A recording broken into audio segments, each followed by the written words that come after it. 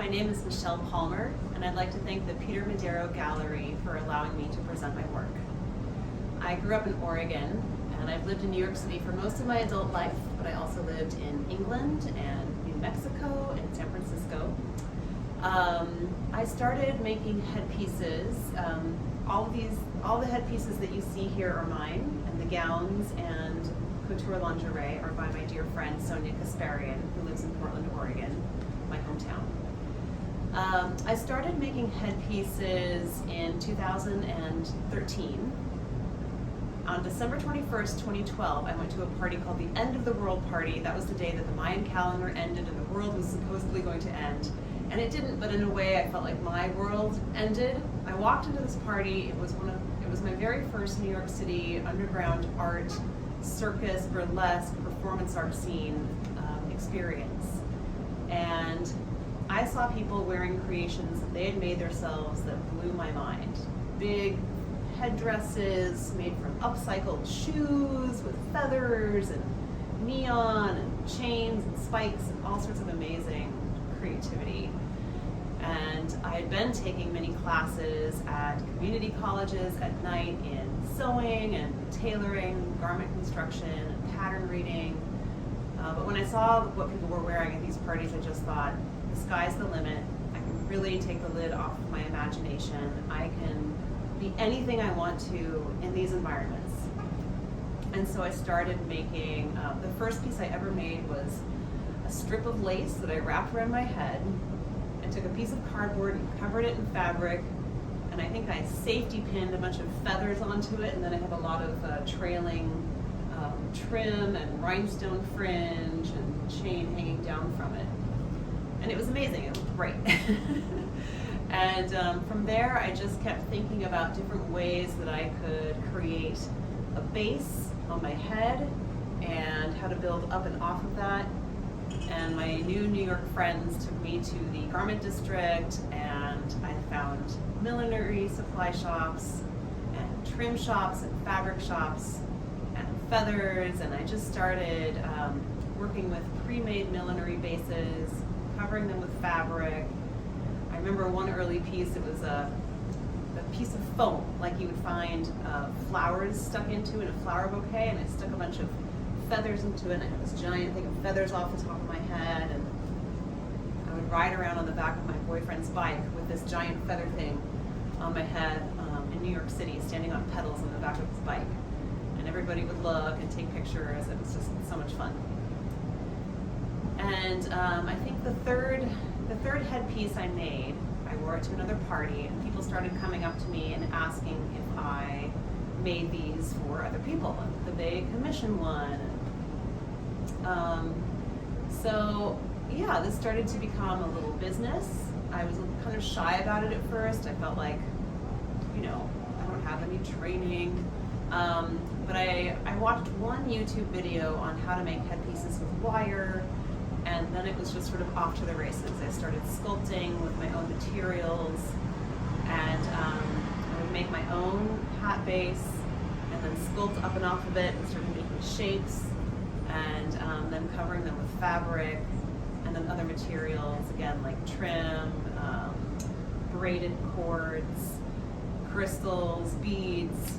And I just over the years have built up my skills like that. I started taking classes at East Village Hats, and I now teach there. I'm teaching a class in early December on how to make a feathered headband piece. It's a band made of foss shape, flowers and feathers. And I've taught wire sculpting there, and sculpting with thermoplastics and other materials. So yeah, one of the first commissions I made was this piece right here, which is in the shop for repair. I'll put it on.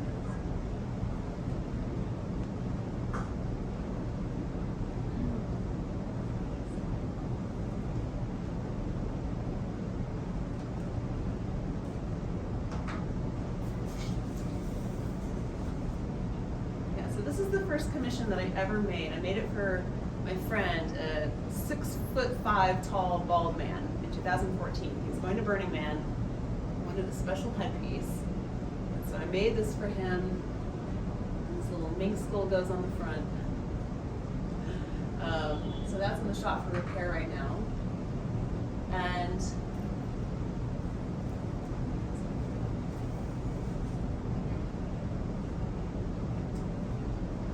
then it kept going from there. Let me think how this process went. Yeah, over the years my techniques became more refined and more sophisticated and started to veer more into the realm of couture millinery, the art of hat making, and combining couture millinery techniques with my sculpting and wearable sculpture skills, and hand sewing, and industrial strength adhesives and epoxies and cement. And often people will come to me before Burning Man, but as I continue to refine my skills, I also expanded into bridal couture millinery and theatrical creations. I make pieces for fire performers, and I paused things to have a baby in 2018. And then started to slowly kind of come back to the scene and started making things again. And then the pandemic hit, and when the pandemic hit, I switched to making beautiful face masks with the fabrics that I'd acquired for the headpieces. And so I'd make a face mask with chain fringe hanging off of it, or metal filigree pieces decorating it, Swarovski crystals, maybe a little spike fringe hanging down in front. And so for a while, people were sometimes ordering a headpiece with a matching face mask. That was fun. And now those days are pretty much over. I have not made a face mask in a couple of years, which I'm very happy about. And let's see here. What else can I tell you? So the space we're in right now came about in 2021. I went to the gala for the Shashama organization, run by, started by Anita Durst, of the Durst real estate family in New York City. She started Shashama, my understanding is that she wanted to support artists. And she said, hey, we have these spaces that are not being used, these retail spaces or corporate spaces, why don't we give them to artists so that we can help these people get a start? So I actually bid on this space in a silent auction at the gala. Only one other person bidding, and I was the one who wanted it the most, so I got it.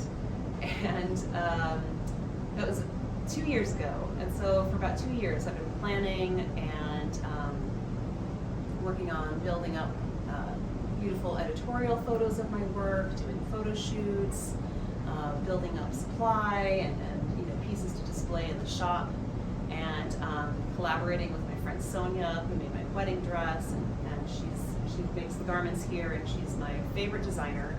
She was on Project Runway in 2019, and she's not widely known enough. So I discovered her work in 2013 in a vintage store in Portland, Oregon, and I thought, whoever's making this stuff is genius. I want the world to know about them. I would love to collaborate with them one day.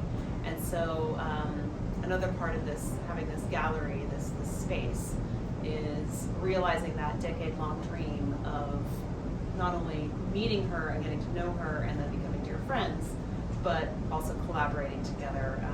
As you can see, our work pairs pretty well together. She also renovated my mom's house. She flips homes when she's not making couture. So she's extremely talented, and I'm just delighted to have her work here and promote her as well.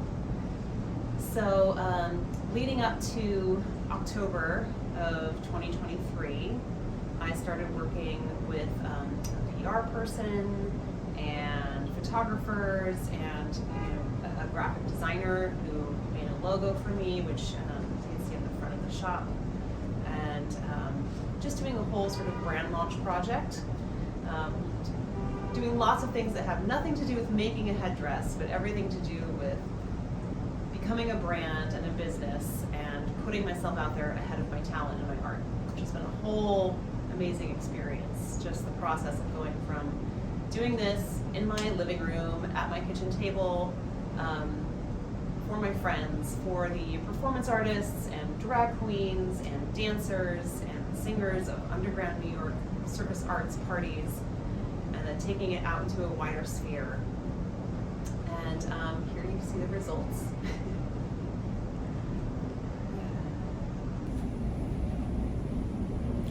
So this piece reminds me of when I was a little girl. It's based on The Last Unicorn. It's a novel by Peter S. Beale, and was also made into an anime style movie in the, I think, the 1980s or 70s.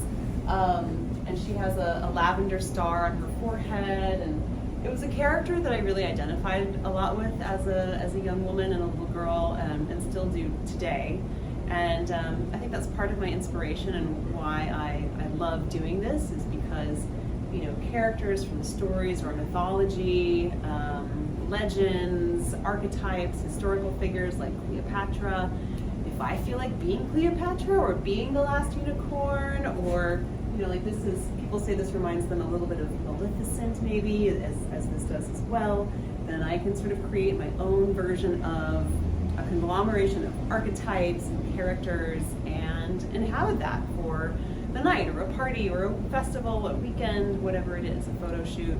And yeah, so this is sort of Maleficent-ish.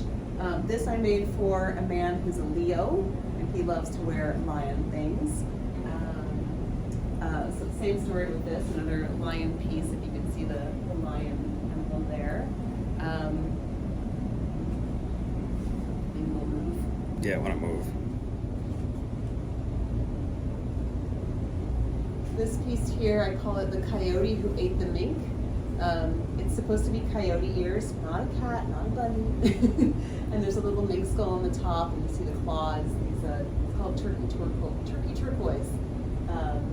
This face mask I made in April of 2020. I thought, well, face mask, if we all have to wear these things, like, how do I want to express myself through a face mask? And these are my golden era crowns, very sort of 1920s.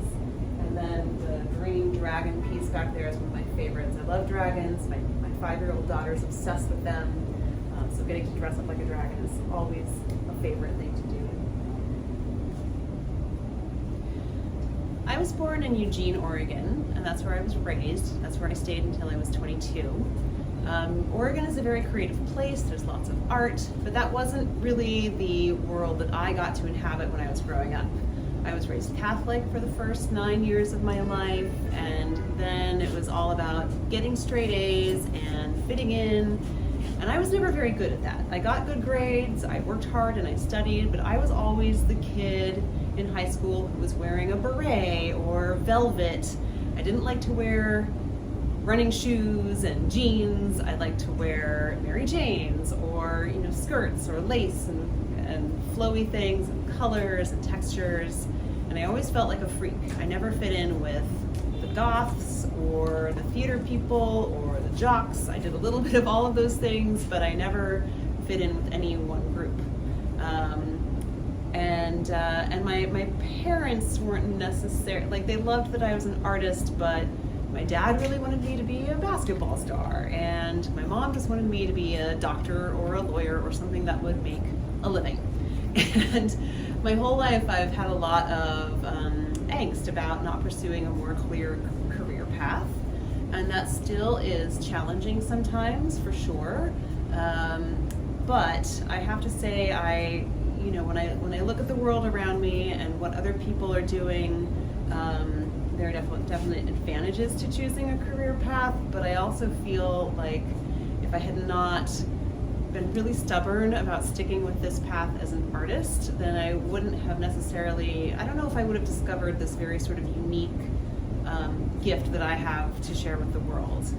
I pursued other things like acting or aerial arts. I love doing aerial silks, and I do still perform even as a 40-something-year-old mom.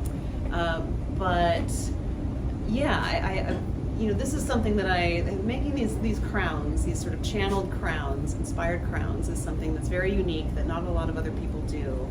And I feel like it's a gift that I give to other people, not just a fun thing I do for myself. So I just want to say, if you are young and you're an artist, stick with it, don't give up on it. It's okay if your medium, your way of being an artist flows and changes. Just don't give up on who you feel you really are in your soul, in your being. This crown that I'm wearing right now, I made for a friend, and when I met him, we became very special friends, and I said to him a year later, I said, from the day we met, I knew exactly what I would make for you. And I know you can't afford it. I'm not gonna let you keep it, but I'm gonna make it for you, and you can wear it when you have special occasions, and then the rest of the time I will have it to display in my collection, and someday you can buy it if you want to. And so that's what this came from. He cares very much about the environment, and it has some nature elements woven into it, and he loves black and green and gold, and those are the colors that I saw when I met him and when I thought about designing for him. And he's going through a process in his life of things dying and falling away and then becoming a new, better person. And so I put butterflies on it to sort of symbolize that metamorphosis and the way the caterpillar has to sort of die before it becomes a butterfly. So that's the story behind this piece here. And this is a gold version of the Valkyrie aviatrix helm. And this is another piece I made when I was pregnant. I made this for my pregnant Halloween costume. I was sort of this dark witch, sort of this like pregnant fertility, dark fertility goddess. It was very sort of like edgy and punk and really fun. This white flower piece in the back won the award for best hat at the National Arts Club Bonnet Bash in 2022. It's a wonderful piece and much lighter and more comfortable than you might think. And yeah.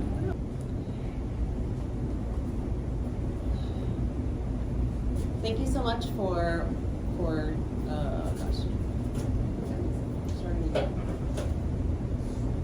Thank you so much for letting me share my creations with you. If you want to follow me and keep up to date on classes I'm teaching on how to make headpieces and how to make other forms of wearable art, please go to Instagram. I'm at AviatrixNYC. That's AviatrixNYC. Aviatrix like aviator. And there might be some big news about a more permanent space for my art in the West Village coming up soon, but I don't want to jinx it. So that's all I'm saying. If you want to hear about it, follow me on Instagram. Thank you so much. Perfect. So I want to showcase these three pieces here, which they're very dear to my heart. I call this the Valkyrie, but I feel like it's very emblematic of my name, the Aviatrix. The Aviatrix is my artist name. I feel like it's sort of my soul or alter ego's name. And you can see it has sort of winged sides to it. It feels like very much sort of warrior goddess in flight. This one, I don't know exactly, some people say like geisha or flamenco or just superstar, singer, but I just find it so striking. It's also incredibly light and easy to wear. I have a lot of pride that when people put on one of my headpieces, they say, oh my gosh, it's so light, it's so comfortable, I could dance in this all night. And I actually will, every single piece I make, I will take it out and I will dance in it for hours at a party to test it. So I've done that with all of these. And this piece is called You Make Me Want to Cover Myself with Butterflies, and it's my ode to love. I get my inspirations sometimes from a line of poetry or prose like that will pop into my head, and I think, oh, that really moves me. I want to create a headpiece around that. Other times, those designs will come to me in a dream or meditations. When I make a commission, a person will often come to me and say, for example, I had a singer come to me and she said, well, a bear is my spirit animal, and I want blue because that's the color of the throat chakra for my singing voice.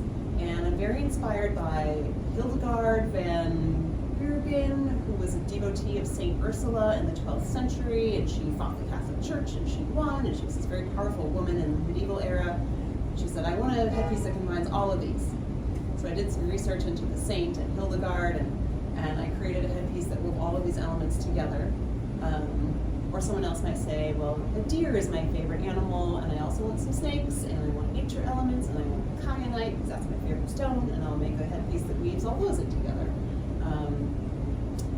So that's how I work usually, or sometimes I will just have something pop into my head and I think, oh, I have to make that. But it always evokes some kind of strong mood or feeling or an archetype. I feel like we all have these sort of deities or higher, pure things to express within ourselves, and I love giving a crown to those parts of our being that would not get to come out and play if we didn't put a crown on top of them and give them permission to be expressed.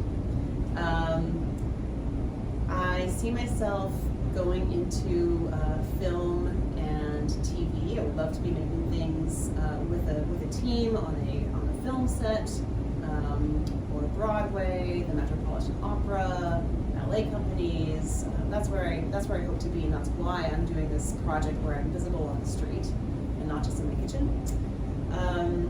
My Instagram is at aviatrixnyc. That's A-V, like Victor, IATRIXNYC. And my email is celendriel@gmail.com. That's CELENDRIEL@gmail. And my website is aviatrix.nyc.